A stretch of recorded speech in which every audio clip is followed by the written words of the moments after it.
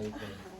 Terima kasih sebelumnya untuk waktu yang sudah diluangkan. Jadi tujuan saya di sini ingin mewawancarai Bapak ya untuk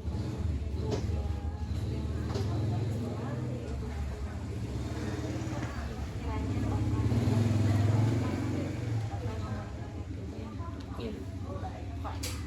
Untuk pertanyaan pertama ya Pak, mungkin bagaimana ya Pak? Bagaimana Bapak dapat mengidentifikasi kasus merupakan dilema etika atau rujukan moral?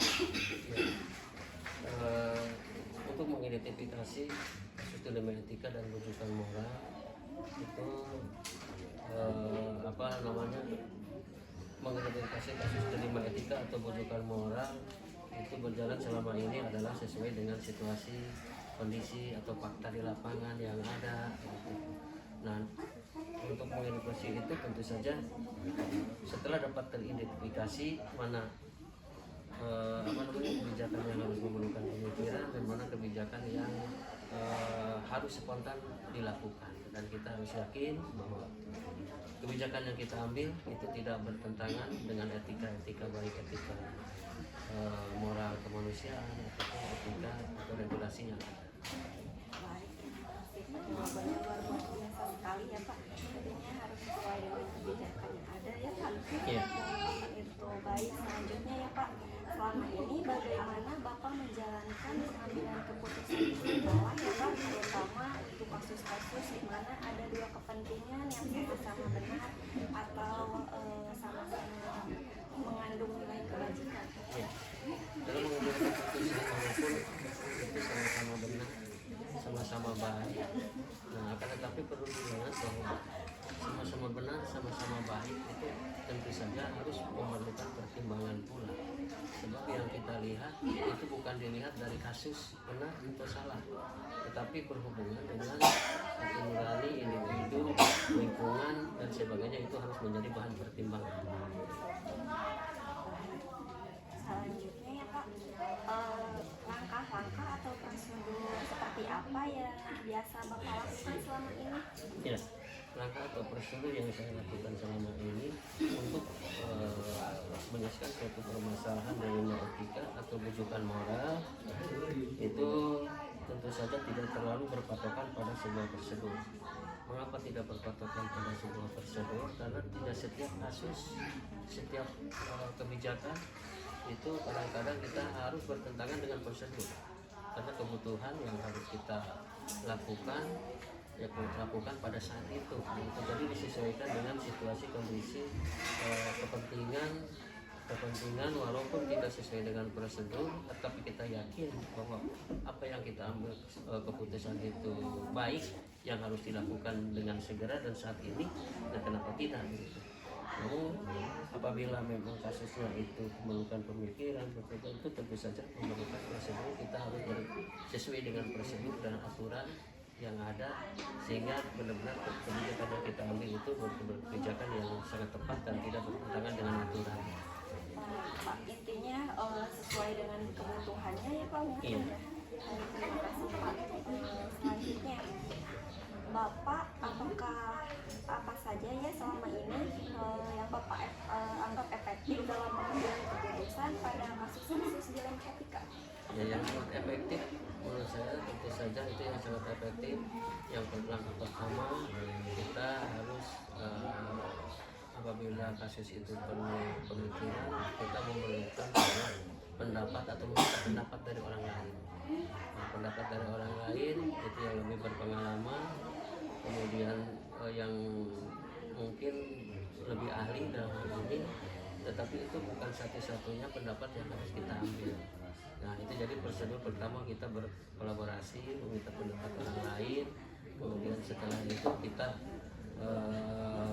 dalam menentukan keputusan itu membuat sebuah keputusan, keyakinan dari pendapat orang lain sebagai inspirasi kepada kita untuk mengambil keputusan. Baik, intinya tetap berkolaborasi ya Pak agar mencapai pemufakatan juga. Baik, untuk selanjutnya ya Pak, apakah Bapak mempunyai sebuah tata cara ataupun jadwal tertentu dalam sebuah penyelesaian kasus dilema etika, atau misalnya Bapak langsung menyelesaikan di tempat, atau mungkin juga ada jadwal tertentu untuk menyelesaikannya. Kemudian bentuk atau prosedur seperti apa yang akan Bapak jalankan? Ya, untuk jadwal tertentu tentu saja itu tidak ada jadwal tertentu, karena kita mengambil kebijakan pada kasus-kasus tertentu tidak terjadwal, dalam arti bahwa kasus itu terjadi mungkin pada saat itu yang harus kita lakukan, dan mungkin harus kita melakukan pemikiran yang lebih lanjut begitu. Dan dalam pengambilan keputusan itu tentu saja kita harus berdasarkan situasi, kondisi, dan tingkat kerumitan dari permasalahan tersebut, sehingga jadwal-jadwal tertentu itu tidak saya melakukan itu tidak terjadwal. Akan tetapi pada saat kebutuhan kita melakukan yang perlu penjadwalan untuk lebih matang, untuk lebih teliti dalam mengambil kebijakan, atau harus kita laksanakan dari eksekusi sekarang, karena itu sangat dibutuhkan kebijakan yang sifatnya sangat situasional saja. Iya Pak, mungkin lebih fleksibel ya Pak. Iya. Luar biasa sekali. Selanjutnya ya Pak, apakah ada seseorang ataupun faktor apa saja yang selama ini mempermudah atau membantu Bapak dalam pengambilan keputusan dalam kasus-kasus dilema etika ini? Tentu saja kita memiliki orang yang dapat kita percayai untuk membantu mengambil keputusan dan diberikan sebuah meminta pendapat kepada orang tersebut.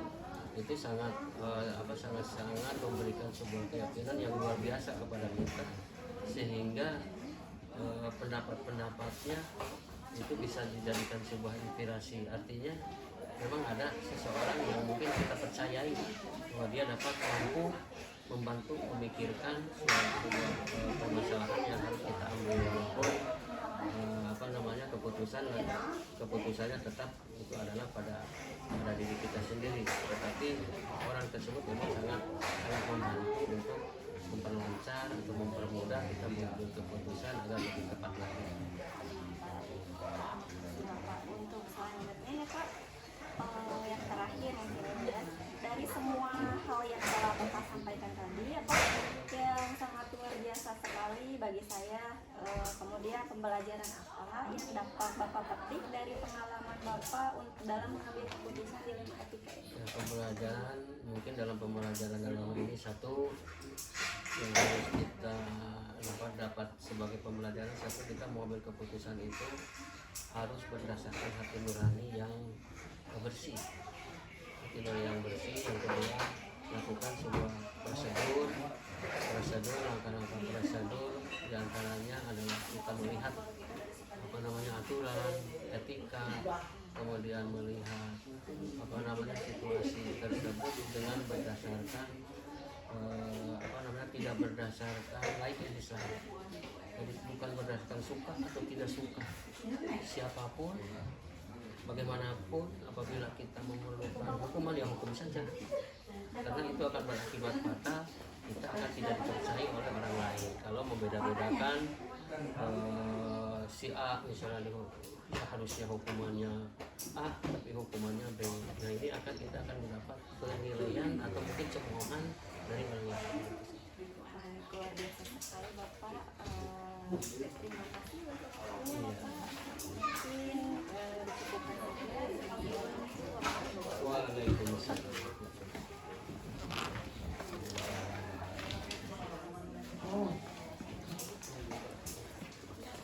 Pak Denny dari